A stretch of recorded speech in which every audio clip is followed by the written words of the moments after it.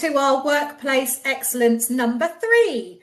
And we're here today to talk about employee value proposition. My name is Helen and I am director and founder of GoGecko Recruitment, and we provide small and medium-sized companies with recruitment and retention services across the Sussex market. And I am here with my co-host, Claire. Claire, do you want to introduce yourself? Yeah, so I'm Claire Elms and I am a founder of Inspire You Wellbeing, and we support businesses with the retention side of things. So anything to do with people in the business and how to help get the most out of your people and enhance their performance.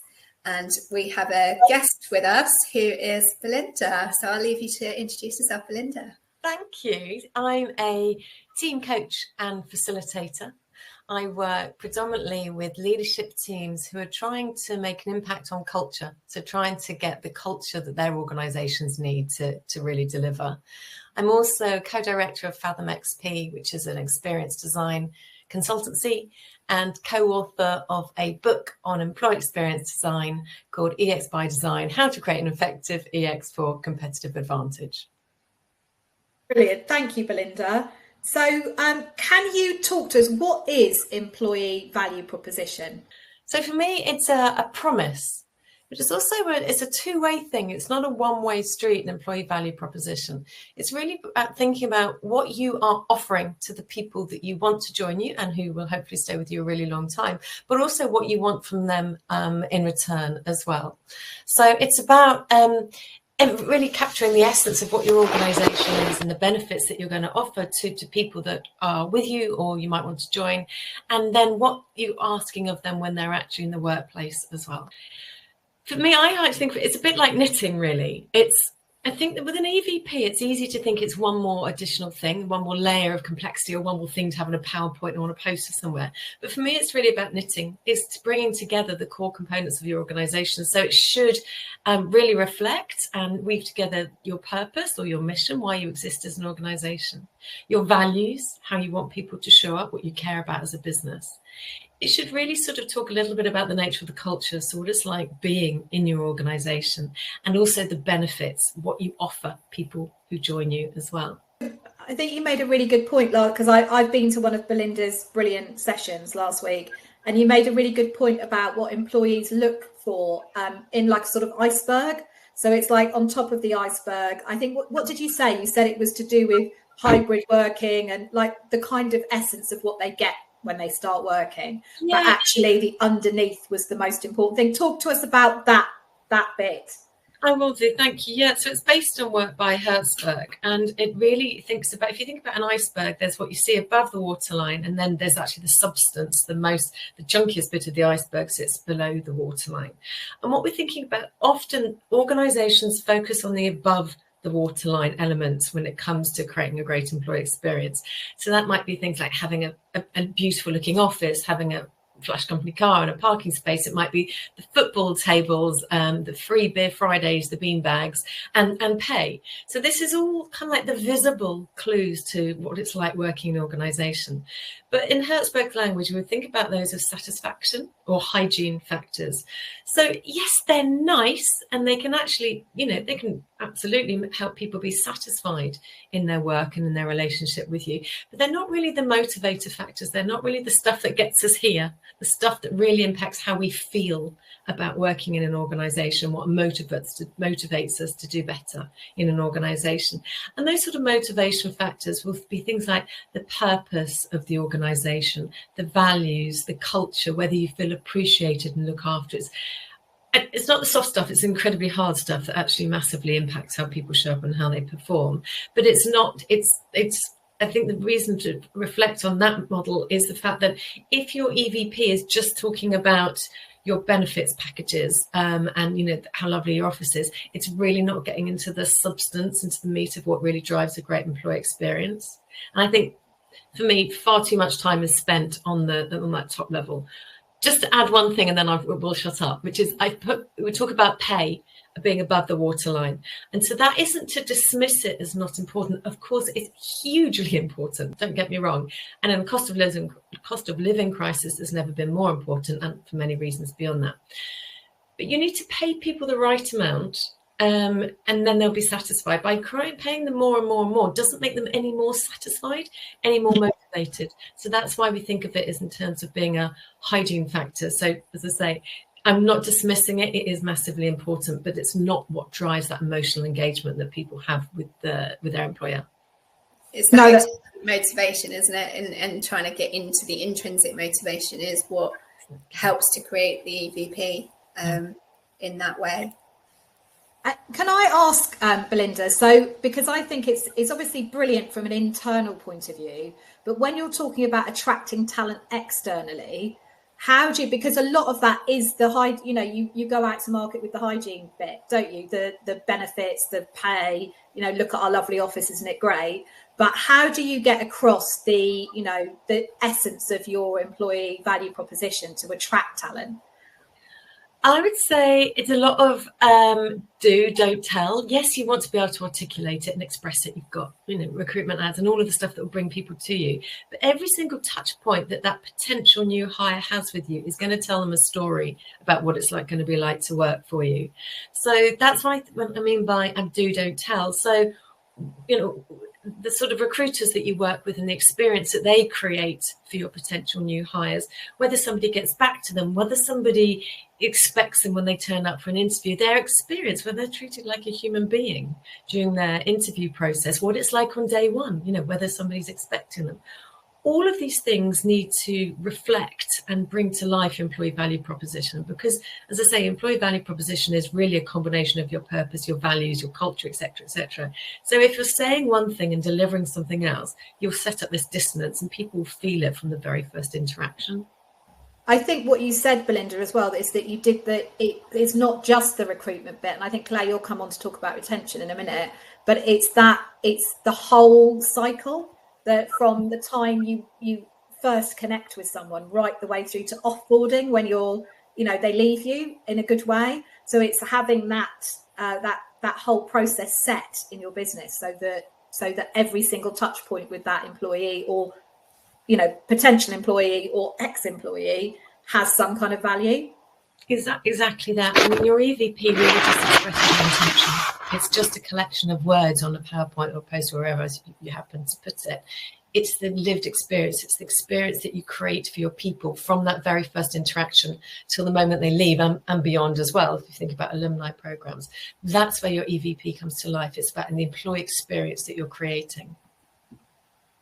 Brilliant. So how do you create that to reduce turnover? I guess a lot of the challenges that businesses have is, they don't want to recruit. They want to keep the people they've got. They want to build the culture. They want to build that process. So what factors do you think are really important to do that?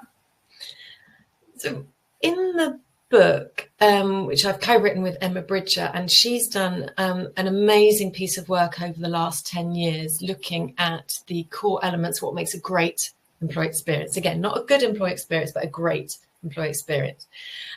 She talks about these as being the 9 universal drivers of a great employee experience. Now, just a slight caveat before I sort of tell you what they are, which is we call these the universal drivers because people are individuals. So every individual's needs, expectations, hopes, desires will be slightly different to somebody else's. But based on Emma's research over more than a decade of simply asking people to share with her or share with their colleagues the best experience that they've ever had at work and turn these into stories and then distilling them, she's been able to find what really elevates what some universal or common factors are in those best experience stories.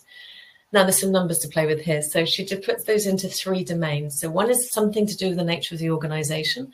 One is something to do with the nature of the work, and one is something to do with the nature of people and how people interact in the organization. And within each of those 3, there are 3 factors, if you like. So there's meaning in relation to the organization. There's the meaning, that's sort of how you connect with purpose. There's the growth, are you able to grow and develop in that organization? And there's and purpose as well. So I think I've talked about all 3 of those now. So in terms of the work, there's the impact that you're having. People want to do meaningful work that has an impact, not work that has no meaning. There's challenge. It doesn't need to be easy. The work that we do, if you think about some of the best experiences in your life, one of them is running the marathon. Now, that really wasn't easy. It was one of the hardest and most hideous things I've ever done, but it's actually had one of the things I'm most proud of in my life. And it's the same with work. work doesn't need to be easy. It can absolutely be challenged with the right level of support, and autonomy as well, giving some people some element of deciding about how they do the things that they're going to do. Now, autonomy, we could talk for a whole 3 hours on autonomy, so I won't dig into that.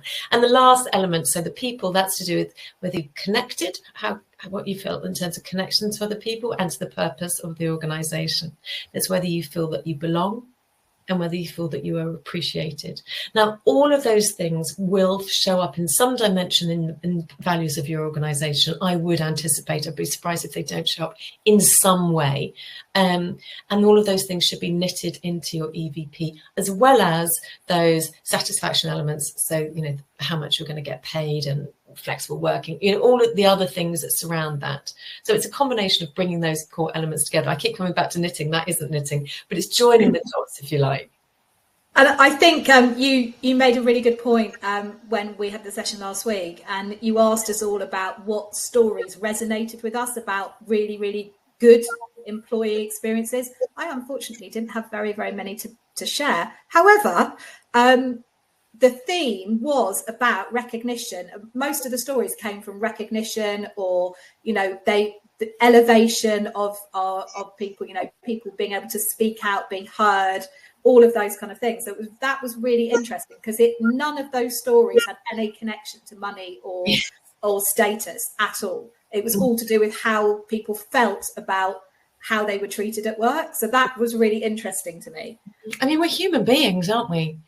We are wired to be constantly in tune with how we feel and our feelings and our emotions and how we're reading other people and danger and belonging. So it's kind of not surprising that those are the factors that really drive our experiences of work. But I think for decades we've kind of forgotten that stuff. I think even from a little child, we're very praise and reward driven, and people need to know they're doing a good job. They need to some people, some organizations, some people go, I don't even know if I'm doing the right thing. I don't know if I'm doing a good job, because just don't get told. And sometimes I think a lot of people up the top, like managers and senior managers and execs and staff, they all think, well, they know they're doing a good job, but actually it's the same as being a business owner, right? No one says to Helen, well done, Helen, you're doing an amazing job, unless your team do. But me, I do. You do, Claire. Thanks. But it is one of the biggest reasons that people leave a job, is that they don't feel valued. Yes. It's so true. And appreciation, it's such a little world, and it's a word, and it's so meaningful. And I think knowing how your people like to be appreciated as well, it's always a great conversation. And it's always so surprising. I did it with the leadership team last week. We were talking about appreciation and their teams feeling appreciated. And we had a conversation around the table with this leadership team saying, how do you like to be appreciated? And it was so different. Some people literally want to smack a pat on the back in the moment. Other people just want an email or just a little insight. It's different for different people, but knowing that we've done a good job is so important. And it does feed back into that, the EVP, doesn't it? Because it's all about the values of the business, the purpose, why are you doing the job in the first place? There has to be a sort of an internal drive to be able to get up and go. The pay and the perks and things like that will only go so far. And I think that's where a lot of companies are struggling now when they're trying to bring people back from hybrid working, is because people, that's not the fact, people aren't interested in going back into the offices anymore. They can actually do probably more work at home. I know I'm much more productive if I'm not sitting in an office. So I think it's really understanding each employee, isn't it? Yeah. I was going to ask you that, actually. Bearing in mind everyone is different, and you've also got the generational shift of your, of younger to more mature. How do you balance that in a business where maybe you haven't got someone who runs employee value experience, or you haven't got someone who's in charge of that, but you're trying to balance it across the business and make it work properly? So much in that question. Sorry. I think when it comes to an EVP, if every organisation had the same EVP, it'd be kind of like, well, what's the point? We're all on the same page with this, really. So there's something about an EVP or the experience that you're trying to create that needs to be, to some extent, distinctive.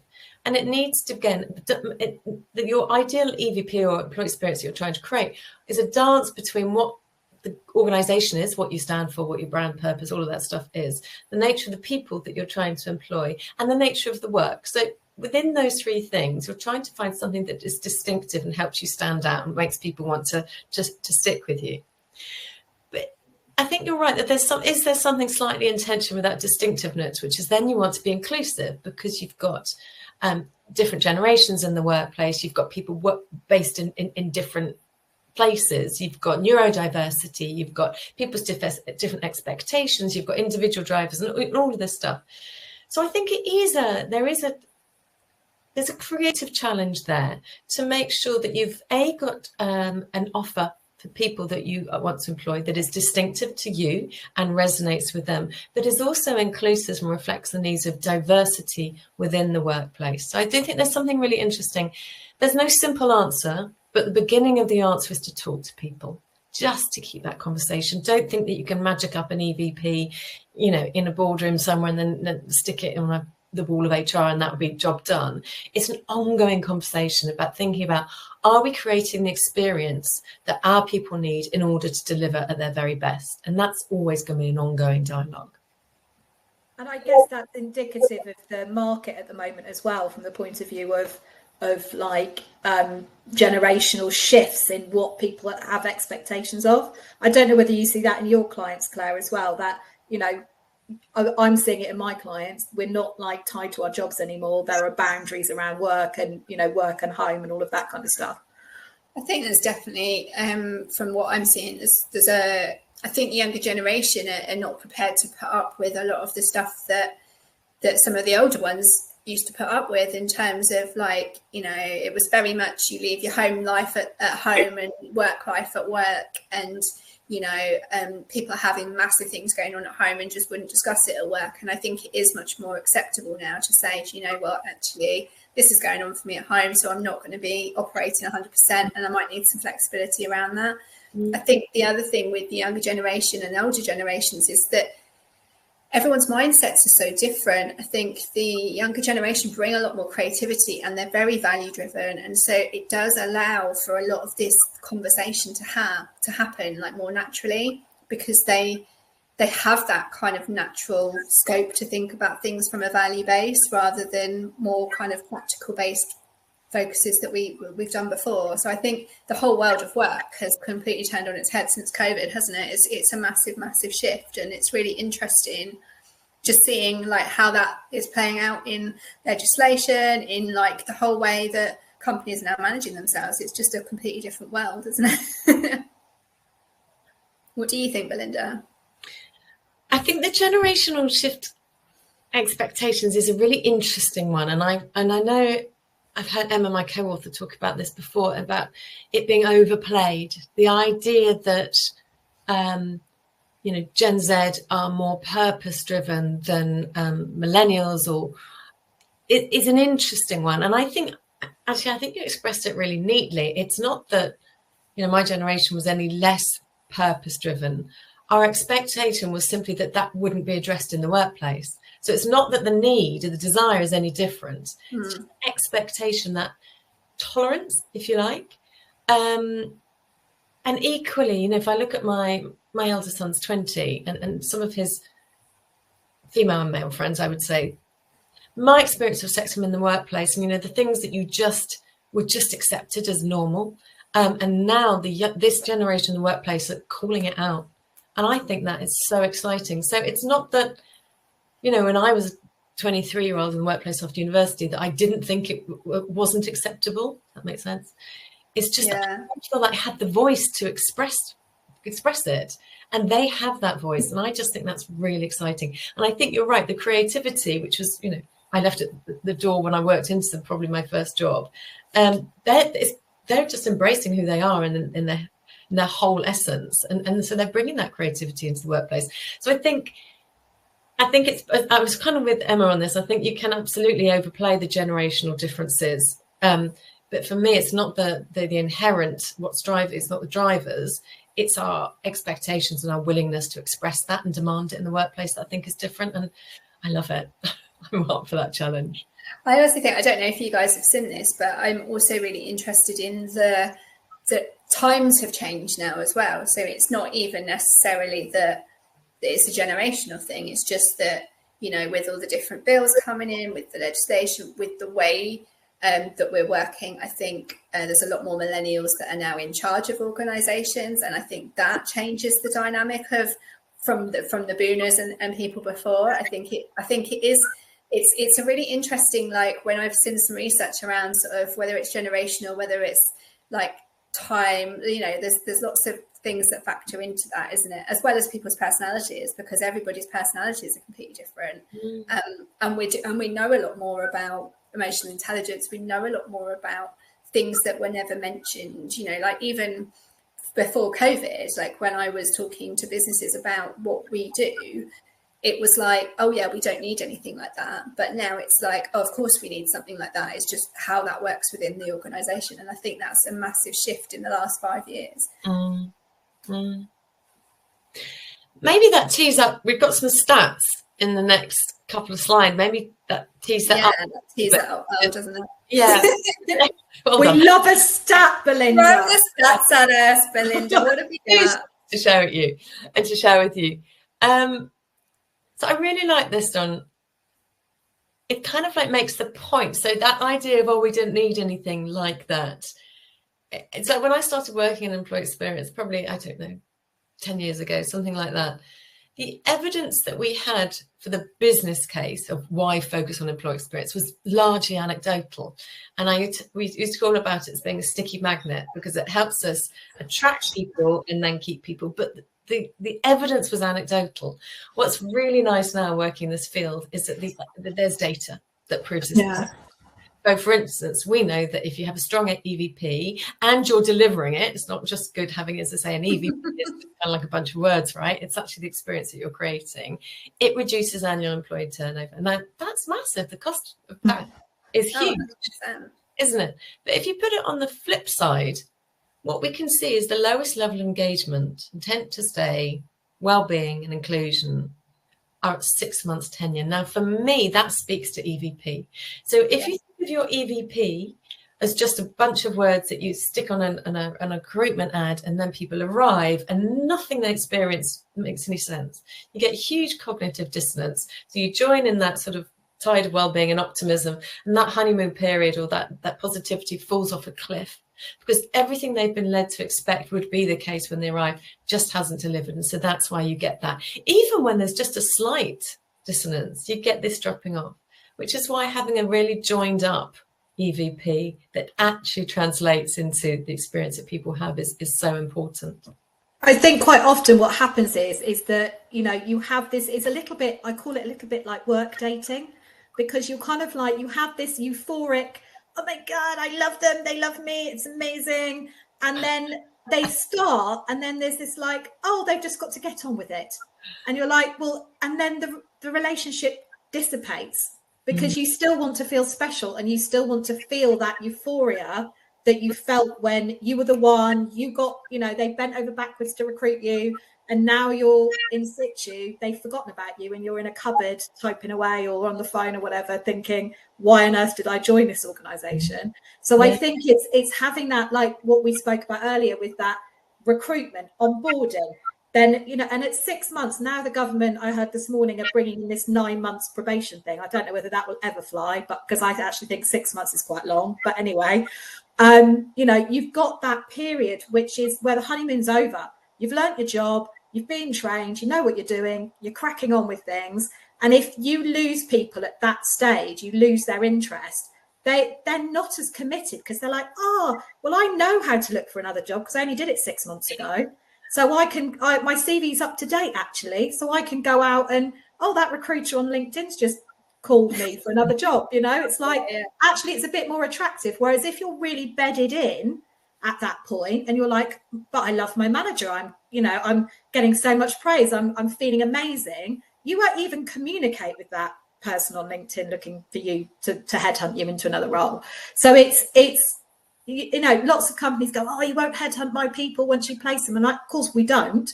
However, if those people come to us and say we're really grossly unhappy, we're in a position where we have to help them. So it's like, you know, you are in your best interest in your recruitment and retention budgets is to do loads of work around this, because then everything else clicks into place, doesn't it? I love that point about your CV's up to date and you've just gone through that cycle and you're kind of like, yeah, okay, I'll go again. I've never really thought about that sort of flight risk when the CV is still fresh, because the investment or the time investment is much less than if you haven't done it for 5 years.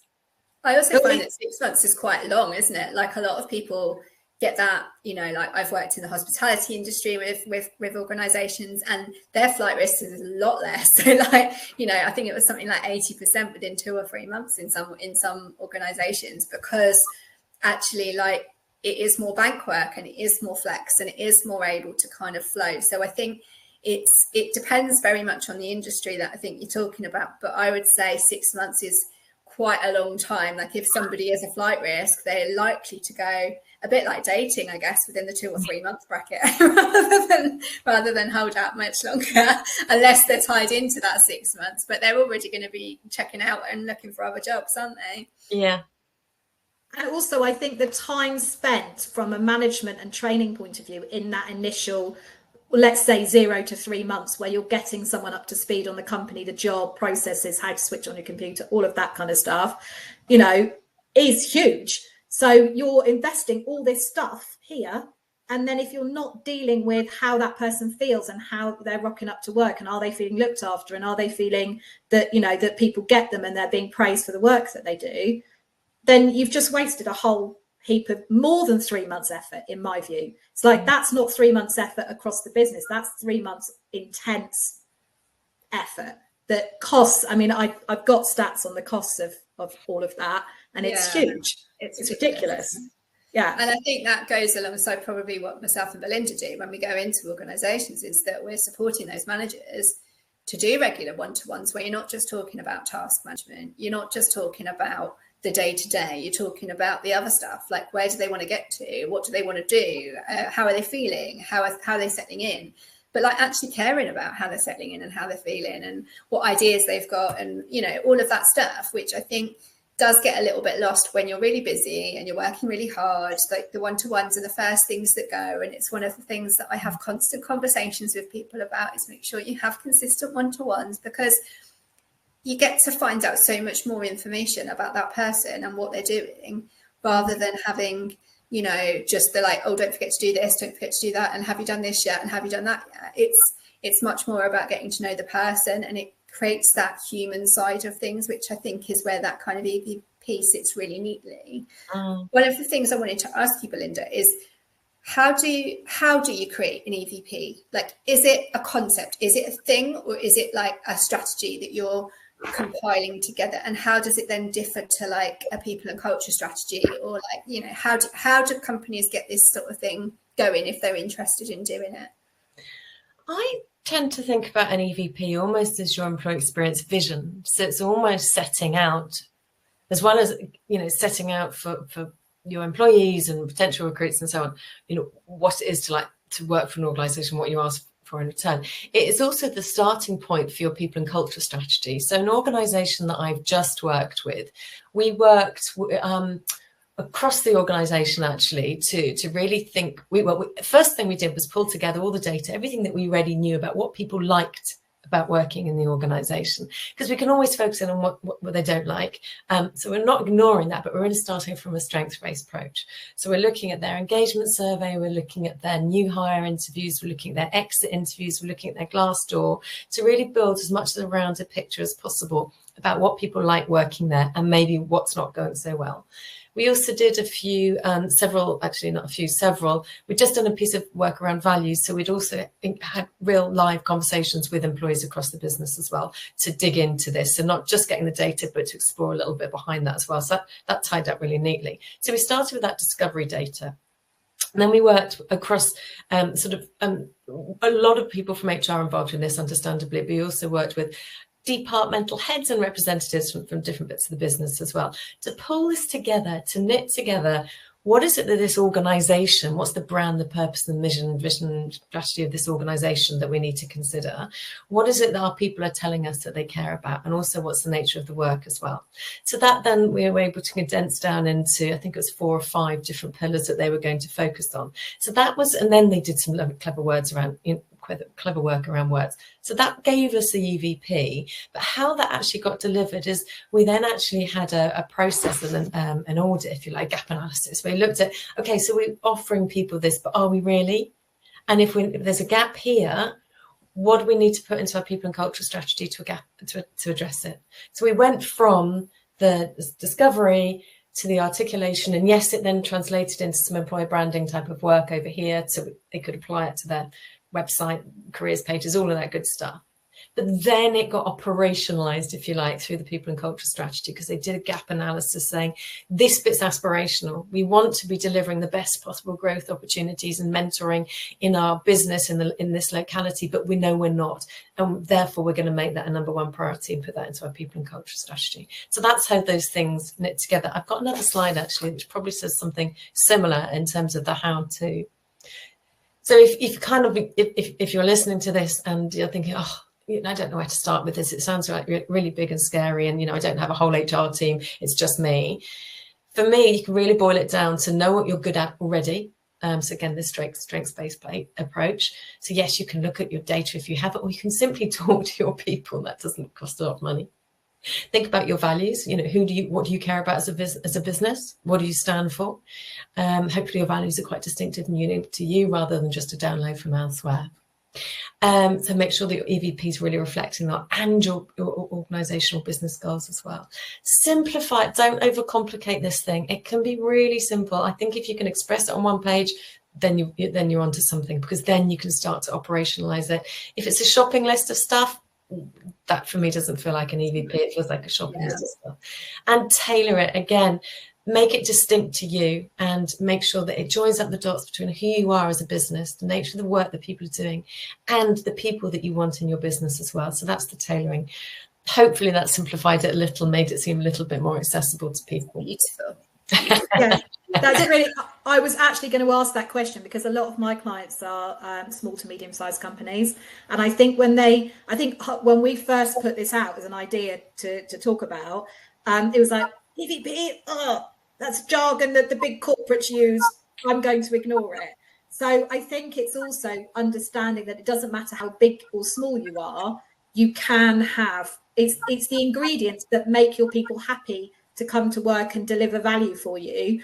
And you don't even have to call it EVP, in my view, but it's about that whole, it needs to reflect everything. It's almost like it's one element of the ingredients that make your business function.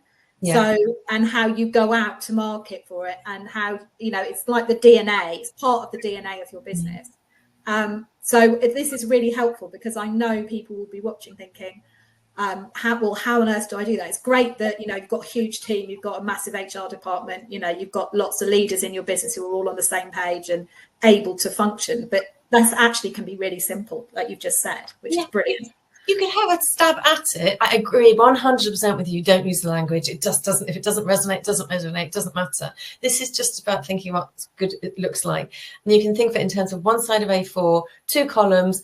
What do we want from our people? So that's one side. And what do we offer in return? And it's not just, we offer this much money and a day off on a Friday every other week. It's not that. What's it like to be here? How do we enable you to be at your best? But it's always thinking in terms of those 2 sides. And I think it's really interesting, because when I do a lot of support on the Help to Grow program, I do a lot of support in terms of giving businesses and business owners the basic foundations.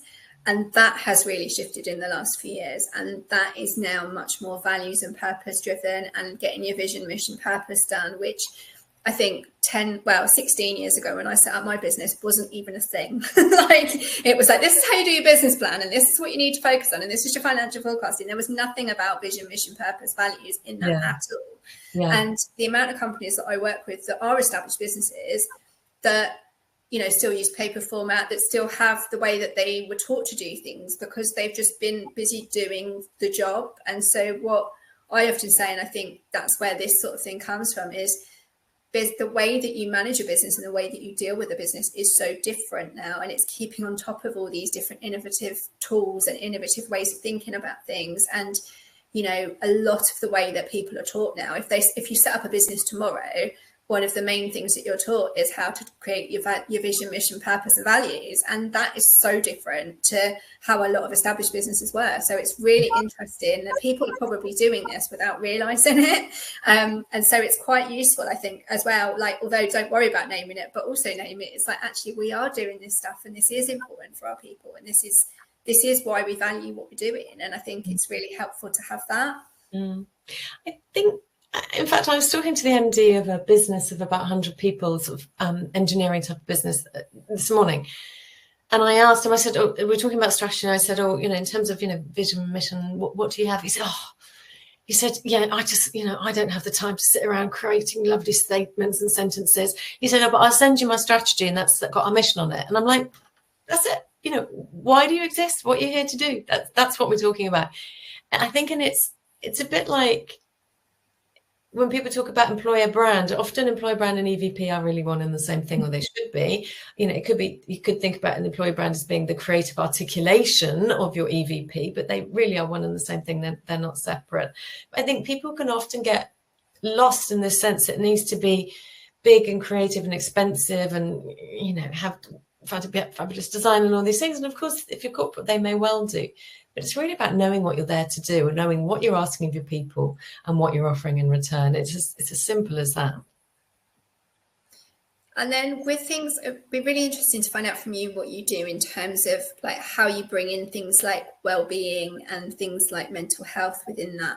Like, what sort of things do you do to bring that into what you're offering with the EVP? I think that's a really good question. And it came up, and I guess, I don't know. I'm not going. I will ping the question back to you to a certain extent, because there should be I can't think of license to play. That's not quite the right terminology. But it's like organisations just should be at a standard in terms of well-being and mental health. Not because there's a legal requirement, because there's a right thing to do, and they should be going above and beyond the legal requirement. And if an EVP is about having something that's distinctive, that really sets out who you are and why you're different, I'm wondering, I would like to think, I don't know what you think on this, that before long, looking after people's well-being and their mental health shouldn't be distinctive. It just should be the what you need to do in order to be able to play as an employer. So it shouldn't even go into your EVP, because it should just be really well done as a given. Does that make any sense? I'm not sure I've articulated very well. No, you are.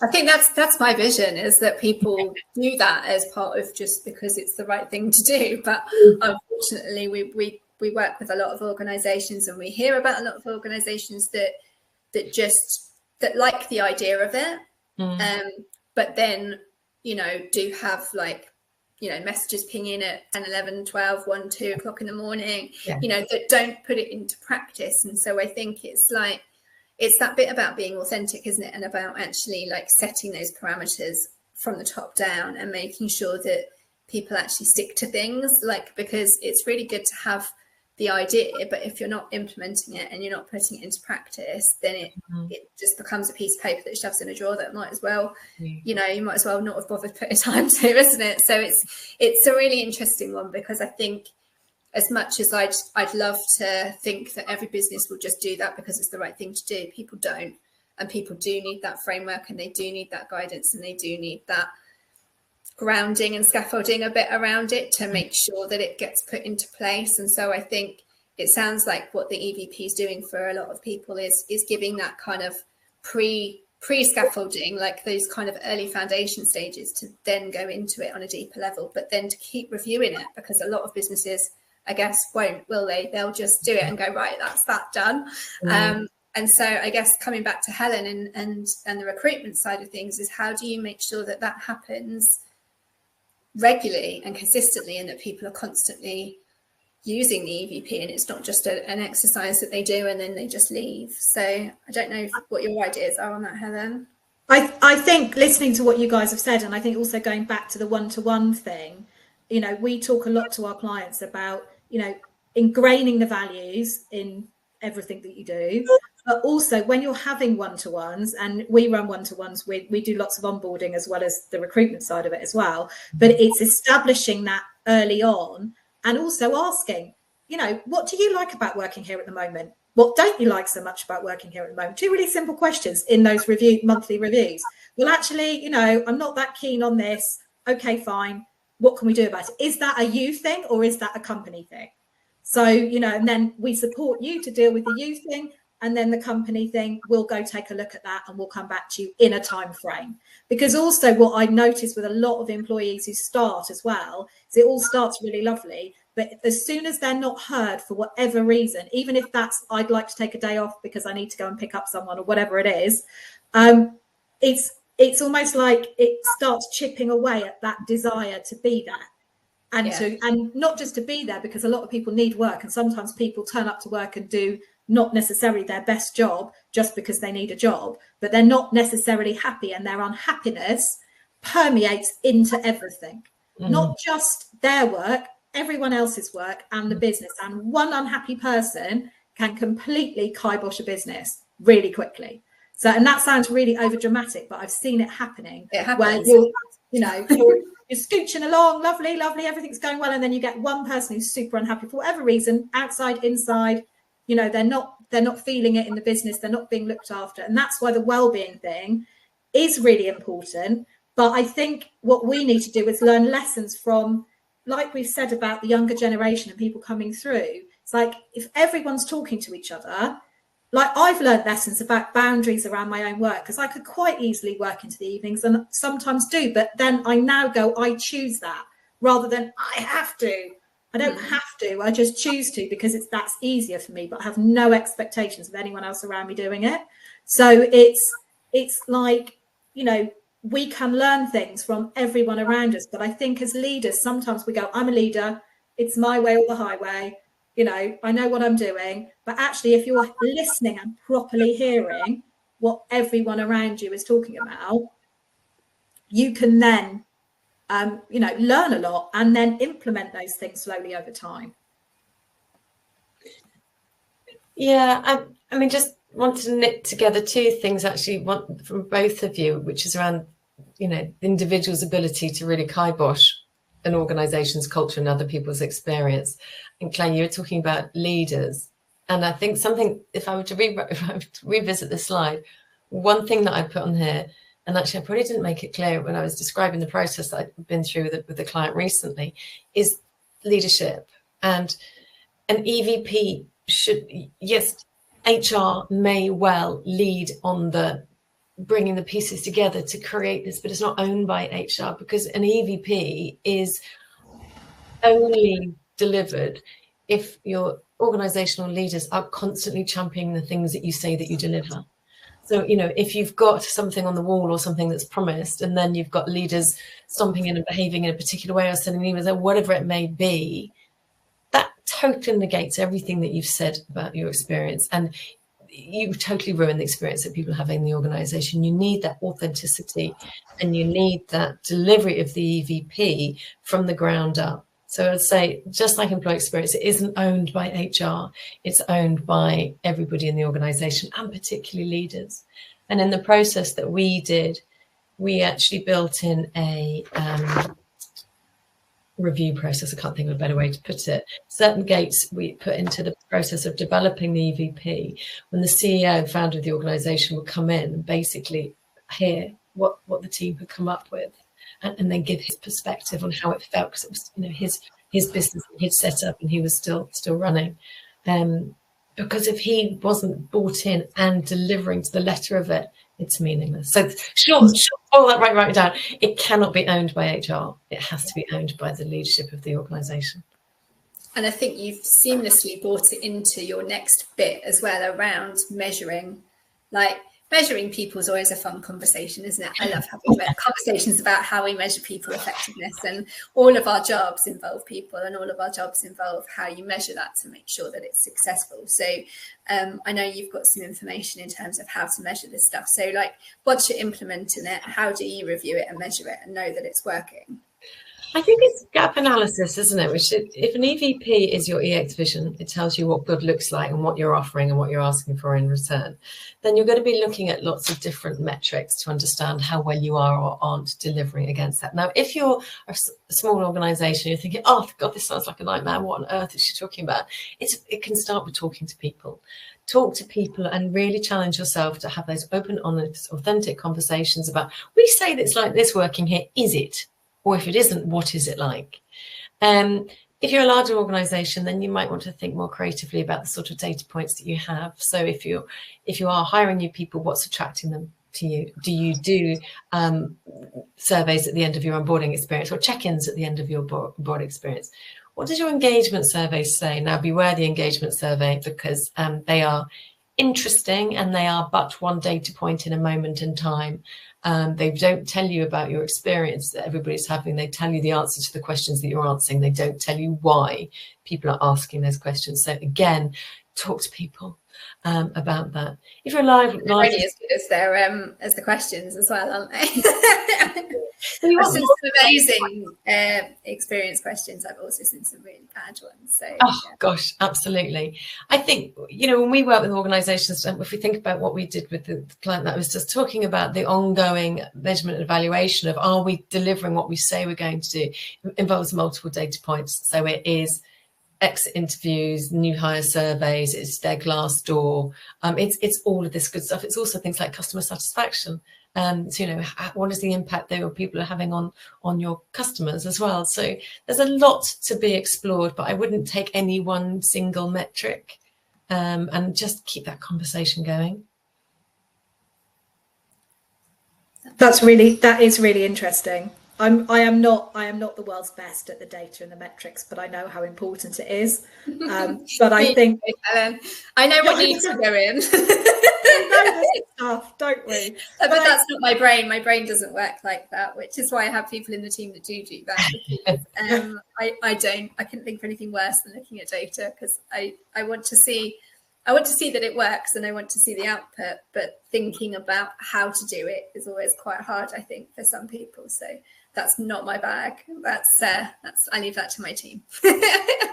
It's one start point, isn't it? It's so easy to build in our assumptions, especially with engagement surveys. We look at the numbers and go, oh, that's why. It's like, we have no idea why. And talk to people.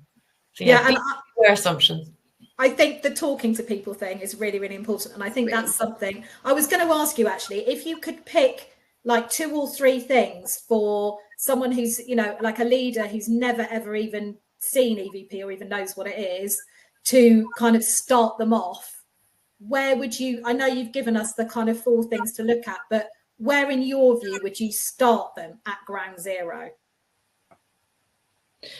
I'm a very visual person, so I think I would literally start with a piece of paper with a line down the middle and say what I want from the people who come to work for me and what I think I offer them.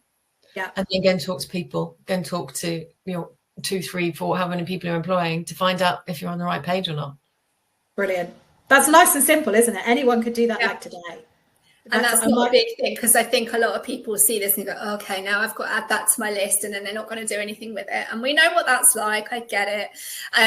But I think having those actionable, like one quick thing you're going to do, I think is really, really helpful. And that should hopefully allow people to go, in fact, do it now.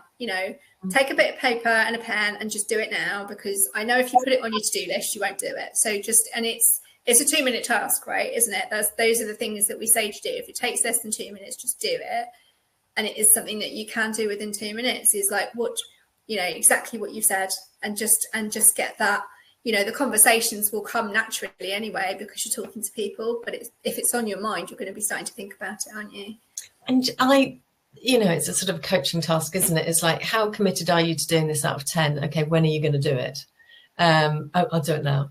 And for me, making it visual, having it on a piece of paper and sticking it on the wall, you don't need to have all the answers now, but just start the thinking and have it there. So every time you walk past the kettle, something else will occur to you. I think that is really important because it's a thinking process, and then a dialogue with other people. So just keep that alive. I think maybe we should suggest a follow-up to this, even if it's a short follow-up. And like everyone who signed up and who watches the webinar to action this, and then to get together and discuss maybe on another webinar in, say, a month's time or something. I don't know. Maybe we do it for all of the videos, because there's been different actionable tasks, hasn't there, for everything. So maybe you and I, Helen, hold a Q&A and kind of go, right, we've done this series. What are people doing now from these? Because actually there's lots been, it's been lovely to talk to Belinda today. There's been loads of really, really insightful and amazing content, as we thought there would be. And our other guests as well have had amazing things that they've brought to us as well. And so I do think it would be good for us to do a bit of a sum up to end the series. And obviously I love hearing about everybody's nuggets of information that they do and how they do it. And I'm sure you're the same, Belinda. And then absolutely, we'd love to, like, maybe we have all the guests back and we do like a big hurrah. I don't know, but we'll have to have a think about what that looks like going forwards. But I think there's been some amazing things from everybody, and it's been so lovely to have people that are all like-minded, that are all here to help business owners and help businesses to grow and to be authentic and all the amazing things and look after their people. And that's part of the reason why me and Helen got it all together, isn't it? Was to get all of these nuggets of information from everybody. So absolutely. And I just wanted to say thank you, Belinda, firstly, but also, do you want to tell us about your book? I don't think you've got a slide on your book, but maybe just mention it, because I, for one, am going to read it. We're all going to go buy it. Thank you so much. This is the book. So it's called Employee Experience by Design, How to Create an Effective EX for Competitive Advantage. And it's in its second edition. You can get it at koganpage.com or all online booksellers. The reason Em and I wrote it, the first edition came out 5 years ago.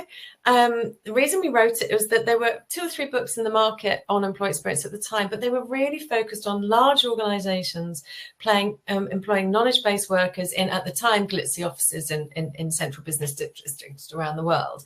We wanted to democratize it because we believe everybody deserves to have a great experience at work, whether you're working in a car park, an oil rig, or wherever it may be, not just if you're working for Google, on all sides of organizations. So there's loads and loads of practical tips in there, whether you are an owner-manager of an organisation or whether you're running a small HR team. So that's the book. Looks like that. Ta-da! Thanks, Belinda. That's brilliant. Thank you so much for your time. We've really appreciated it. I've had such a good chat. I've got so many ideas whizzing around in my head. It's ridiculous. So can't wait. I'm going to be doing my own stuff, but also taking this to clients and talking to them in the recruitment process about exactly what you said. So what you offer, what your employees, it's perfect for me. So, it's a great add to add into the process that we already run. Fantastic. Yeah, likewise. Thank you so much, Belinda. It's been amazing to have you with us. And and if anyone has further questions, they can get in touch with you, can't they, on LinkedIn? And what's your website, just so that people know? Website is fathomxp.com. So that's fathom as in going deep, XP short for experience.com. But yes, absolutely, find me on LinkedIn, Belinda Ganaway. I am the only Belinda Ganaway on LinkedIn, so I'm quite easy to find. Unlike me, there's loads of Claire Elmses, so there's only one of you, really. There's only one me. But absolutely, and if anyone wants to talk to Helen or I, please feel free to do so. We can have free calls after this if anyone's interested in any of the things that we've talked about on any of the videos, because we're here to help, basically. So we want to help you guys to get this stuff off the ground. So yeah, I think we're good, are we? Shall I end? Lovely to see you all again, and see you soon. Take care. Bye.